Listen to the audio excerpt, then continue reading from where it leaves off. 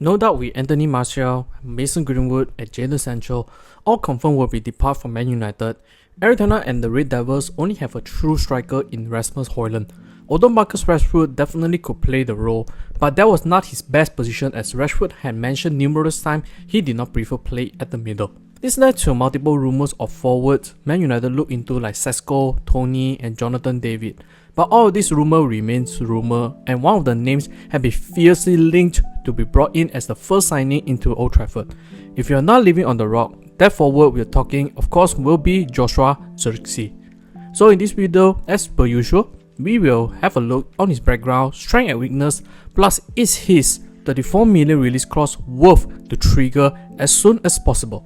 In case you didn't know, what is up ladies and gentlemen, I'm Marvin, codename CM. Welcome to the Code United channel once again. If you in any shape or form stumble into this channel and somehow some way like this kind of content, do please like, share and subscribe to this channel as each of your precious subscription will be a massive motivation for me to upload new content. And don't forget to ring the notification bell for every new upload. With that said, let's get straight into the video.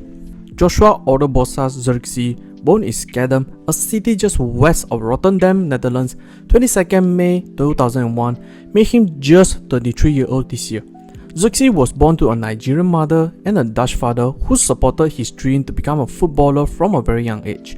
As Zirkzee mentioned, he did not have any plan B apart solely focused to be a footballer. Fortunately, he was born in a country that's surrounded with rich footballing culture, whereby Zirkzee is similar to many typical Dutch players. Since he was young, Zirkzee played a lot of 5-a-side pitches or street ball that helped him develop a close ball control.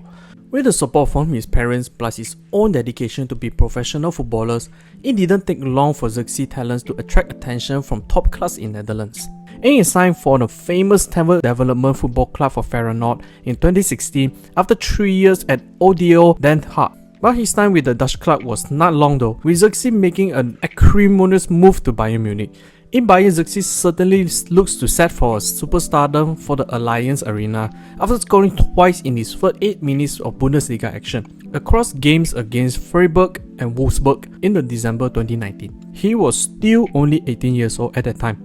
However, despite playing a small but significant part in the Bayern's treble winning campaign, Zirkzee was unable to truly break through in the Bavaria. He was then loaned to Parma and Anderlecht, where he has a fine season on loan in which he scored 16 times in the 38 Belgian Pro League game. Although there was talks of Zirkzee to stay in Belgium, the Bavarian instead immediately sold him to Bologna at the end of 21-22 campaign. In Bologna is where he made his name, but not in an immediate effect, rather a slow and grinding period. As during the start, Zirkzee started along with Atrodovic as a dual striker formation where Zirkzee preferred, with Motta arrival in September 2022 whom prefer a sole striker formation, hence Zirkzee usually placed on the bench to be an understudy for the experienced Atrodovic. While in 23-24 season, with Atrodovic depart to Inter Milan, makes Zirkzee to be the focal point of offense, and he did not disappoint with 14 goals and 9 assists in the 58 matches, helped Bologna finish 4th place to secure the Euro qualification. Speaking on his background, what is Zirkzee's greatest strength that attracted multiple club interests? To me, Zirkzee contained 3 positive strengths that made him a sought-after player. First is his playmaking ability, particularly his link-up play. Second is his high defensive work rate. And third is his fancy dribbling. Starting with his bread and butter playmaking ability, Zirkzee could be considered an all-action striker, able to adapt to any football style or formation, but he is much more comfortable on loved taking part in the link-up play and entering in the contact with the ball. In that sense, he commonly tends to come deeper to receive the ball, hold it patiently and helps his team progress into the attack. As we can see his seat map, he rarely spearheads on the top, rather will drop to the zone 14 or the 25-yard space, especially much more on the left due to Zirkzee being right-footed. While being tall and strong as a player, Zirkzee also possessed a fine first touch that this makes him a great holding forward. Besides, he does have a strong vision, consistently make key passes to runners. According to his stats, his 1.4 key passes per 90 minutes and 0.9 passes into the penalty area had him sit at 80 percentiles. Pulling upwards, we can see that Zirkzee had amusing passing ability, with most of his passing, especially short passes, hovering within 80 percentile. With this holding play and playmaking tendency as a sole forward, have him top in Bologna team not just in expected goals but in both expected goal and expected assists. Moving to his second strength, Zirkzee had a high defensive work rate under the Thiago Motta system, where see them maintain not just a high defensive line but also adopt a high pressing system. Leading by their frontman Zirkzee, whom have a high engine, he applies pressure on the opponent's team backline, aiming to force a turnover and regain possession higher up on the pitch. Although his main role is in the attacking third, Zirkzee demonstrated he was not slow but showed the willingness to track back and support his teammates defensively when required. He tracks the movement of opposition midfielders and fullbacks, helping to close down passing lane and disrupt their build-up play. In his stats, 1.04 tackles sit at 81 percentile, 0.29 tackles on the attacking third had it sit at 77 percentile. Also, his work rate on apply when it comes to ball recovery with 3.36 ball recovery had him sit at 82 percentile. Furthermore, his big frame and work rate see him having an amazing 54.2 tackle win rate, having sit at amazingly 91 percentile. Lastly, Zirkzee had been lauded for his dribbling ability. Despite not specifically fast player, the former Bayern player being very two-footed, comfortable dribbling on both feet, he takes advantage of his body feint and fake movement to take advantage of the rival defenders and start the run ahead of them, being able to compete well in long distance run. He is also smart in exiting his impact zones and to come to the right and receive and creates an overload on the side, mainly on the left hand one, where he loves to receive and start a powerful carry, moving diagonally into the inside position and then switch to his favorite right foot if he was in the scoring position. His stats back him up with 4.18 takes on attempt with 1.7 successful take-ons, sit on 89 and 90 percentile respectively. Of course, no player will be 100 and 100 perfect, so does with Zirkzee. The Dutch international will have several strengths, comes with some weakness.